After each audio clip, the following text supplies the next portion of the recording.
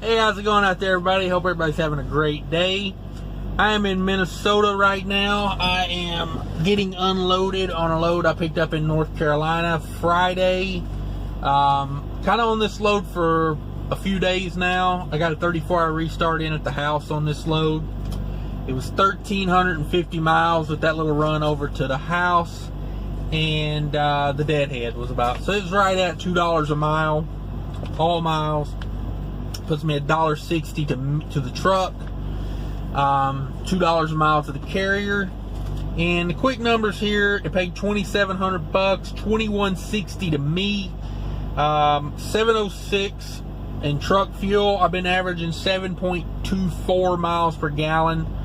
I've been buying fuel that's in states that are a little bit higher as far as fuel tax, so I can get a little bit more credit on that. And yeah, so I don't know, that was a little bit more than I normally would spend on fuel for this run, but still not bad. $62 in reefer fuel, that is about average. I like this trailer I got a Great Dane with the Thermo King Whisper on it set up on it right now, and it's a really nice setup. $20 in def, 43 in tolls, 35 of that was running the West Virginia Turnpike. I brought this load up from the east side of North Carolina. Brought it up through Virginia, West Virginia, across Ohio, and then to Indianapolis. I went over 74 up 39. I avoid Chicago these days. You can have Chicago, you can keep it, I don't need it. I don't like paying the tolls in Chicago, so I figure if I don't pay the tolls, that pays for the fuel to run the extra miles to go around it, and then I pay that little $8 toll there at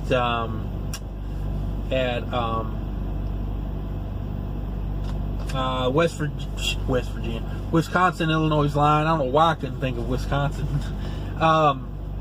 So yeah, it left me $13.29 after variable costs on that. Overall, a pretty good run. Like I said, I got 34 in the house. Kind of wish it didn't have that much time on it. I didn't need a reset, honestly. And it kind of knocked me out of a load I wanted to get. I had two loads I was looking at today. I wanted one, had to be picked up today. It was going to South Carolina. It was paying pretty good. It was almost $3 a mile. But I called. I couldn't get this load moved up to get it unloaded early. So I couldn't go get that load. And then I called on another load that was going to Jacksonville, Florida. Hopefully I can still get that one in the morning. Excuse me. We'll see. I don't know. I told them I had a load on a trailer. I couldn't, go get it today. They wanted it picked up today. I told them if they couldn't get it picked up by tomorrow morning, I'd call them once I got the trailer emptied out and cleaned up. So I don't know, we may still end up going to Jacksonville. I was really just trying to get out of this area because they're saying it could snow like a foot tomorrow night. I mean, it's April already, give me a break. But yeah, that's part of living in Minnesota. You get used to that, those April snowfalls. But yeah, I don't know. Freight is definitely low and slow right now, but I haven't had a impossible time finding freight I would haul. I'm still being able to find stuff that's well within my price range of what I'm willing to haul. I know there's a lot of guys out there hauling a lot of freight right now at rates they wish they were not having to haul at. I don't have a whole lot of overhead, so I don't have to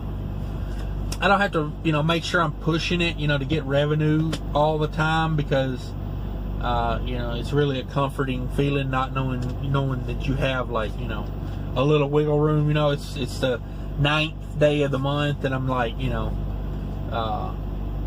pretty much everything's paid for the month as far as my, my truck and everything, trailer and insurance and all that mess, is pretty much taken care of by this point in the month. So, but then again, that doesn't mean I want to haul for nothing either. I want to make the most I can out here. That's why I'm out here.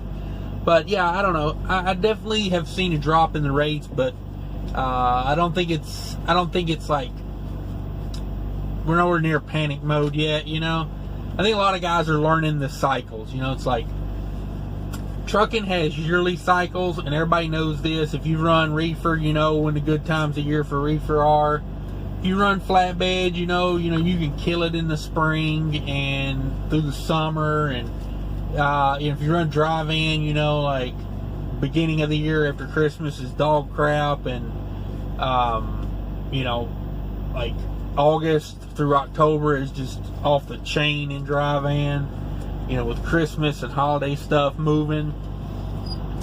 So, you know, but there's also, to me, there's other cycles as well, not just seasonal cycles, but like 5 to 10 year cycles out there as well. And I think a lot of the guys that weren't here for the 13, 14, really 14, 15, 16, those years was like, we went really good. 14, 15 were like really, and then it fell off just as hard through 15, 16, you know. So I think a lot of guys are not aware of those cycles, and they've been caught off guard a little bit. I think the industry has flattened out as far as the electronic logging.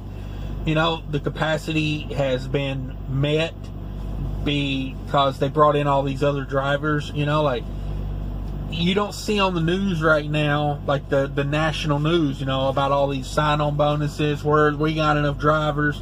You know, they did that back last spring to bring a bunch of people into the industry more, you know, that normally come in.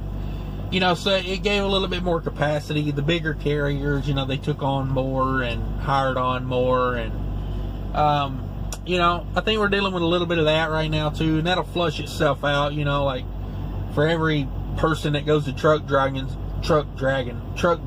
school, you know, think about it. 3 years after they start school, what percentage do you think are still driving? You know, you think it's 20%? I don't know. So yeah, I don't know. I think it's a little soft right now, for sure. Freight's a little soft. You know, it's not like last year. I can't just name my price and get it. You know, you got to negotiate a little bit. You got to, you know, it's like selling a car. You know, selling your services. You got to talk up the good and you know, point out all the bad, and hopefully you end up somewhere where you can live with yourself. But yeah, that's where freight's at right now, in my opinion. I see a lot of these guys on YouTube talking about you know, the brokerages are out here to get us, and they're the ones driving rates down. I can't argue against that, you know, but I'm also not that quick to go conspiracy theory. You know, a couple of the guys I've seen talking about it make a lot of sense. Like Trucking Mobiz, I've seen his thoughts on it. You know, makes sense. Makes sense. If you haven't watched it, check out his video. But at the same time, some of the people I see talking about it are a little bit too, you know, conspiracy theorist on it. I think there's just a lot more supply out there right now than there is demand. I mean, we'll just have to see how it works. You know, I read an article the other day that Amazon and Walmart are pushing to put more stuff on rail right now. You know, they're building their own containers, specialized containers to haul their freight on the rails. You know, and so that takes away capacity. I mean, you know, from the OTR side of it, that takes away a lot of capacity. You know, I think there's things putting pressure on it, legitimately keeping prices down right now. But yeah, I think that's where we're at right now with it, and I think that's where we're going to be at with it for a while. Hopefully it comes back. We'll see. Who knows? If you got any comments on that, let me know down in the comments section. And yeah, guys, that's going to do it for this video. Thanks for following along. If you have any questions on the numbers on this load,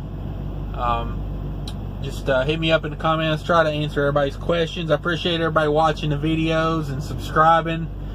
Made it over 100 subscribers. I would like to definitely send a shout out to everybody for that's subscribed to the channel. I really do appreciate that. You know, I don't really do this just for the numbers. Well, I don't do this for the numbers at all. I'm doing this more for to create a community, you know, more where we're discussing things and talking about things and getting experience. And but I thought it was cool to get to the 100 subscriber mark. You know, it kind of made me think that maybe you know, some people are watching it and appreciating it, and that type of thing. So shout out to everybody. I appreciate that. And yeah, later guys.